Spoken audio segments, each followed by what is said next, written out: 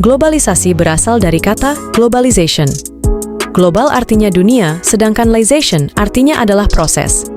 Secara bahasa, arti globalisasi adalah suatu proses yang mendunia, suatu proses yang membuat manusia saling terbuka dan bergantung satu sama lainnya tanpa batas waktu dan jarak.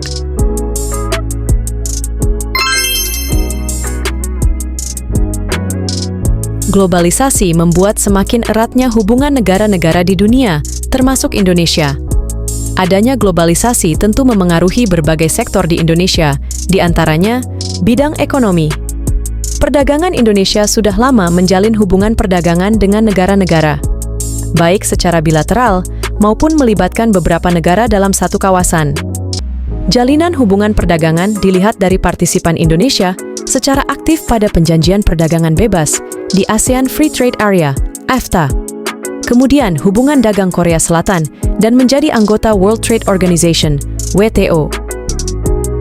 Bidang politik, hubungan politik antar negara terjalin dengan erat. Misalnya Indonesia menempatkan duta besarnya di Jepang, dan sebaliknya Jepang menempatkan duta besarnya di Indonesia. Bidang budaya, keragaman budaya yang dimiliki Indonesia, mulai dari rumah adat, tarian daerah, bahasa daerah, dan lainnya. Bidang sosial, Indonesia dan negara lain sering melakukan pertukaran pelajar. Indonesia juga aktif memberikan bantuan kepada negara-negara yang sedang berkonflik maupun bencana alam.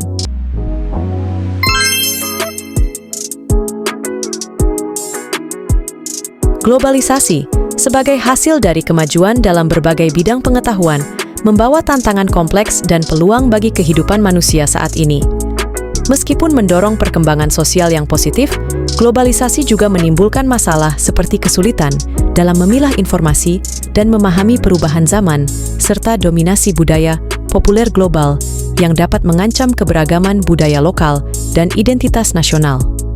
Tantangan juga terjadi dalam bidang agama dan masyarakat multikultural, di mana agama harus beradaptasi dengan arus globalisasi yang cepat, sementara masyarakat harus menjaga keberagaman dan toleransi antar budaya. Di sisi lain, pendidikan dihadapkan pada tantangan penggunaan teknologi dalam proses belajar mengajar dan pemeliharaan nilai-nilai pendidikan di era arus informasi yang cepat. Oleh karena itu, pemahaman akan dampak globalisasi dan upaya untuk menemukan solusi yang inklusif menjadi penting dalam menghadapi tantangan-tantangan ini.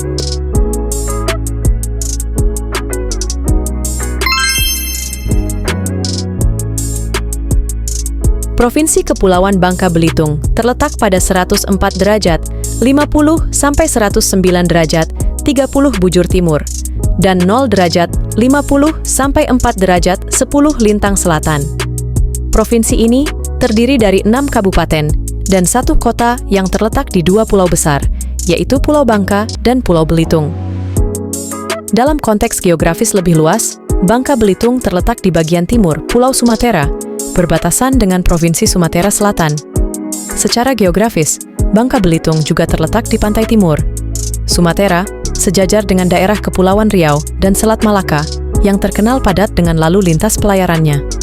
Luas wilayah daratan Bangka Belitung adalah 16.690,54 km persegi dan memiliki populasi sekitar 1.494.621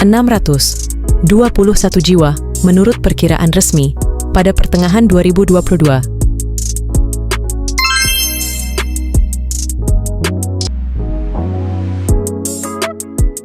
Pada awalnya Bangka merupakan pusat perdagangan rempah-rempah dan logam mulia di Indonesia.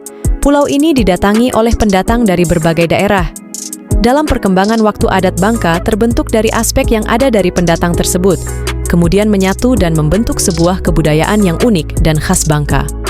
Adat Bangka sendiri terdiri dari berbagai macam tradisi dan cara hidup masyarakat Bangka, seperti kepercayaan, tata cara pernikahan, upacara adat, dan lain-lain.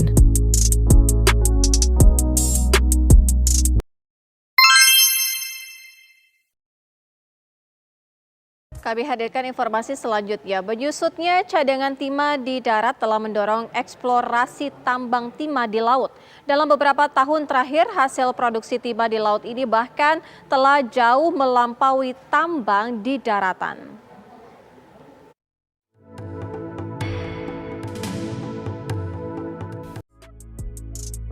Bangka Belitung adalah penghasil timah terbesar di tanah air, mencapai 90% dari total produksi timah di Indonesia. Selain Bangka Belitung, daerah yang memiliki hasil tambang timah adalah Kepulauan Riau, dan Kalimantan Barat. Penggalian timah di Bangka Belitung sejak ratusan tahun lalu mengalami pasang surut. Namun, timah sudah melekat dan memengaruhi kehidupan sosial ekonomi, serta budaya masyarakat. Tentu saja ini juga menimbulkan masalah lingkungan dan kesehatan. Timah merupakan sumber daya alam utama Pulau Bangka Belitung sejak lama. Dampak dari penambangan timah di Bangka adalah 1. Kerusakan hutan. Penebangan lahan untuk penambangan timah seringkali mengakibatkan kerusakan ekstensif pada hutan di Bangka. Proses ini mengakibatkan hilangnya habitat bagi flora dan fauna endemik, serta mengurangi kemampuan hutan dalam menyimpan karbon dan menjaga keseimbangan ekosistem. 2. Kolam bekas tambang. Setelah penambangan selesai, kolam bekas tambang atau kolong seringkali terbentuk. Air di kolam tersebut seringkali mengandung cairan asam bekas penambangan yang berpotensi mencemari air tanah dan sumber air permukaan. Hal ini dapat merusak ekosistem akuatik dan mengganggu kesehatan manusia dan hewan yang bergantung pada sumber air tersebut. 3. Kerusakan habitat laut. Penambangan offshore di lepas pantai dapat menyebabkan kerusakan habitat laut yang signifikan. Aktivitas penambangan tersebut dapat merusak terumbu karang, rumput laut, dan ekosistem laut lainnya yang penting bagi keberagaman biologis dan keseimbangan ekosistem laut. 4. Kontaminasi logam timah ke biota laut. Terkontaminasinya logam timah ke biota laut yang berada dekat kapal penambang timah dapat memiliki dampak yang luas. Logam timah yang terlarut dalam air laut dapat diserap oleh organisme laut, termasuk ikan dan makhluk laut lainnya, yang kemudian dapat berakibat pada kesehatan manusia yang mengonsumsinya serta pada keseimbangan ekosistem laut secara keseluruhan. Semua dampak ini menunjukkan pentingnya perlunya pengelolaan yang berkelanjutan dalam praktik penambangan timah untuk meminimalkan kerusakan lingkungan dan menjaga keberlanjutan ekosistem di Bangka.